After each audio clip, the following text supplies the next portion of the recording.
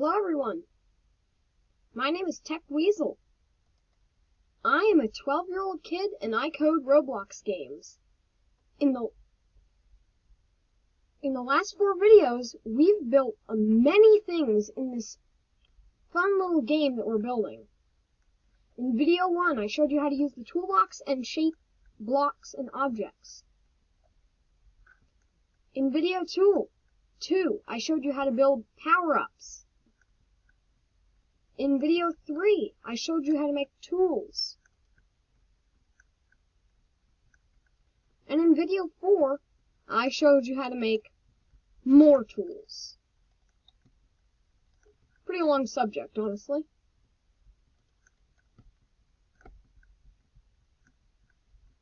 So, you ready to get to video number 5? I'm personally really enjoying this The Basics playlist I'm making, and I think that there's even more I can teach you before you really mastered the basics.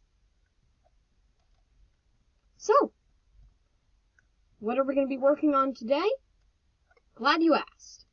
Actually, you probably didn't, because you probably looked at the cover of the video, and I'm already stating the obvious. But we're going to be making traps. That's what I'm calling them, but we're not just making that. We're going to show you how to make some code that can do things like a sort of door-like thing, falling floor, and other things that can be used for a good parkour adventure game. So, let's get straight to everyone ready? Everyone got their official Tech Weasel mascots? Well, then you're ready to get scripting for this video. Mild scripting warning. First, walk over to a corner of this game that we've built that is not really being used. Not necessarily a corner, just an area. Place parts and use the scale tool, as you can see up there, to change their shape. We're going to build an entire room of these. Make sure not to add a floor. We're going to get there in a bit, okay? If you've got your room built, here's what we're going to do next. Really, all you got to do is scale 2 walls, duplicate each one, and move it to the side, like so. This is a very makeshift way of building, but it's probably how you're going to build for your first couple games, and that should be enough. Once you've got that done, you're going to have to build a ceiling. Duplicate both of the walls until you have 4 walls like so. Again, use your scale tool. Make this flat practically if you want. Move it across and boom, you've got a ceiling. The end result should literally look like you just made a cube. Only difference is that it's hollow. There are other ways to hollow out a block, but this is the best beginner way to make a hollowed out block that the player can actually walk inside without hitting an invisible wall. Next important thing is to highlight over all of it by dragging your cursor and then making sure it's all anchored. Grab this front wall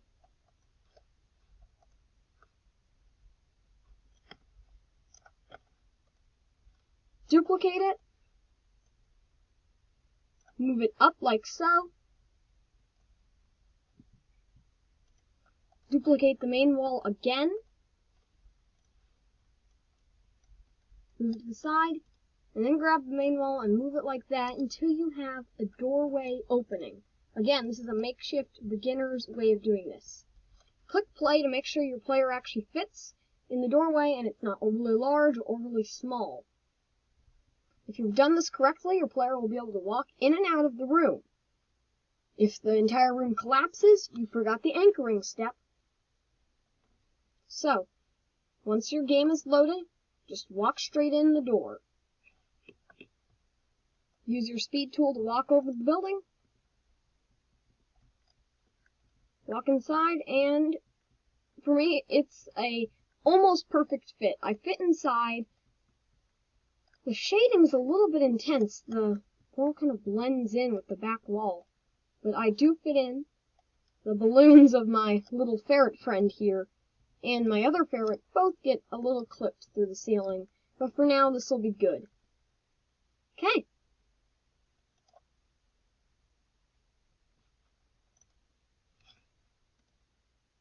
I think it's time I actually kind of explained what I'm trying to teach you right now. We're going to make a door. The player goes in, and there will be no door.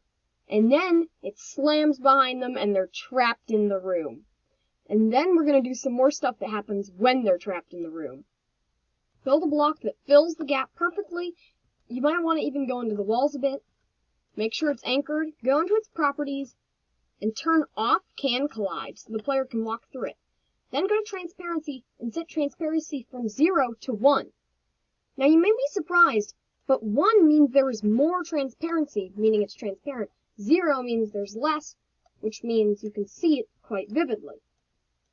Okay, now we're going to add some scripting to it so that both those things disappear when a player walks right through it. Insert a script directly into the part. Or, if you'd like a more cheat way of doing this, you can actually go over to one of your power-ups from the previous video, take the script out of that via duplication,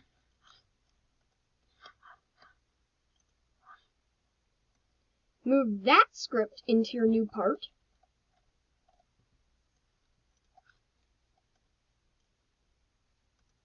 and edit it.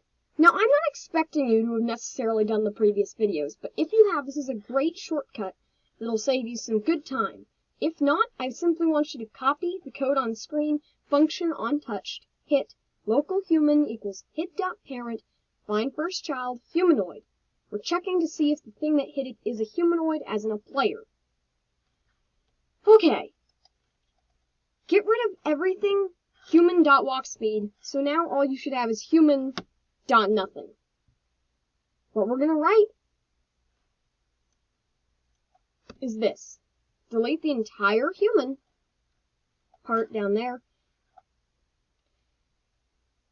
and write wait in parentheses, then how many seconds you want to wait. I suggest 1.5 is a good amount, but 3, even though it sounds like a long time, actually works surprisingly well, because these are not 1 Mississippis, these are just 1, 2, 3, very quickly over. So, we want to give the player some time to get in the room so they don't get phased in. Remember, this is a makeshift beginner code. I'm trying to keep this simple. So, wait 3, and then script.parent. Make sure you have this script.parent part destroyed. You don't want to destroy the door, you want to do the opposite. Script.parent.transparency equals 0, meaning 0 transparency. It's no longer transparent. Also write script.parent.canCollide equals true, so that the player cannot walk through it anymore.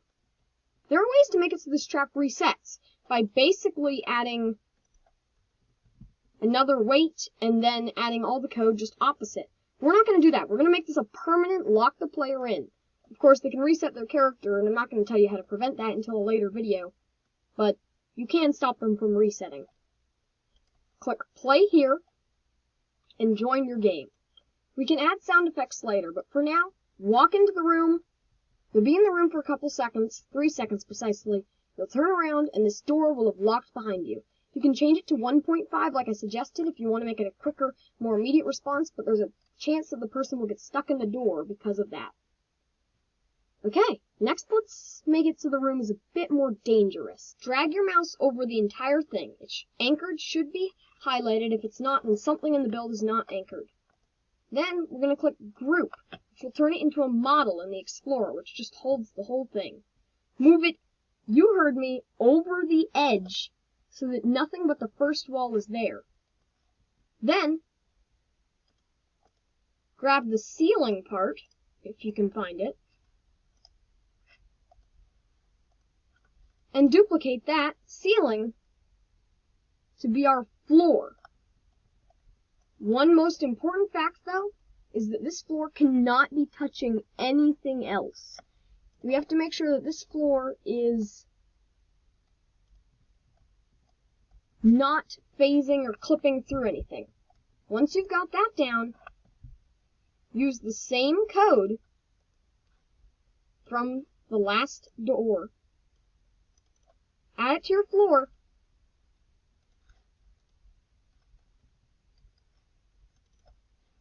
And make it so it's a longer wait. I suggest 10 or 5, even longer if you want to just torture the player and have them confused. Then, replace both of these with script.parent.anchored. If you remember a previous video, anchored is what keeps objects from defying gravity and keeps them floating in the air. False.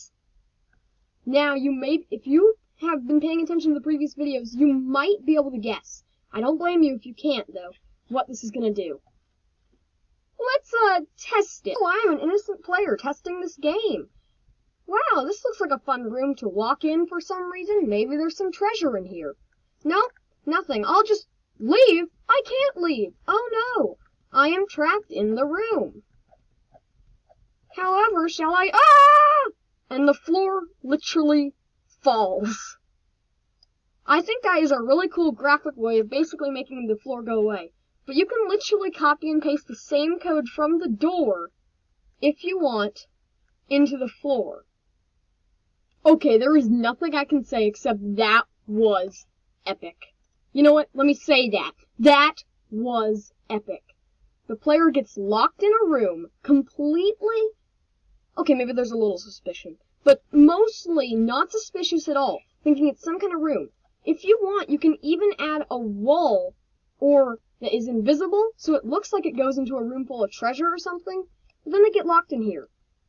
You can use this same code to make things move after a couple seconds, to make anything. I mean, have you ever seen a movie scene where a ball rolls down a hill and chases the player and kills them on touch? Well, using the code from this orb that kills the player on touch, plus this thing that will unanchor, you can literally do exactly that.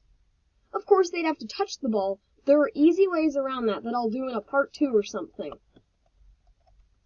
Anyway, I hope you enjoyed this video, part 5 of The Basics, Roblox Coding Luau. Yeah, that's just the title. So, I hope that if you are keeping up and have watched all 5 videos at this point, you will know most of the basics. If you are not an expert yet and you need to know more, and you haven't seen all the videos, maybe go back, watch some of the others, they might help. Or maybe these videos are a bit too tough for you. Remember, there's going to be lots of standalone videos. This is just a single playlist. A single playlist where we totally don't trap people in rooms and torture them practically. Nope, not at all. Oh, poor players who play this game. That is so epic looking. Anyway, I personally have actually built a game where there was a ramp that the player will go down. Let me show you that, to show you what you can do with this. But I found my old game. I forgot, this game has a bunch of things in it, like a somewhat annoying magic flying carpet. Anyway, as you can see, I walk into this dark room, the door shuts behind me, and I am just waiting here until it slides down, and I'm down here with a bunch of enemies. The only difference between this and the code I showed you how to make today is that the door actually sends a signal to the floor to begin its countdown, which is a bit more efficient, because if a player jumps a lot, they can trick the floor into never falling if they know when to jump. But honestly, they will fall eventually. They can delay it, though, with the code we made. Anyway, goodbye. Hope you enjoyed the video. Stay tuned. The basics is coming to a close. The next couple videos will be the last. Goodbye. Also, you'll notice I made the door a lot bigger. You see that giant cobblestone wall? Oh, can't see it anymore. Loading. Anyway, bye.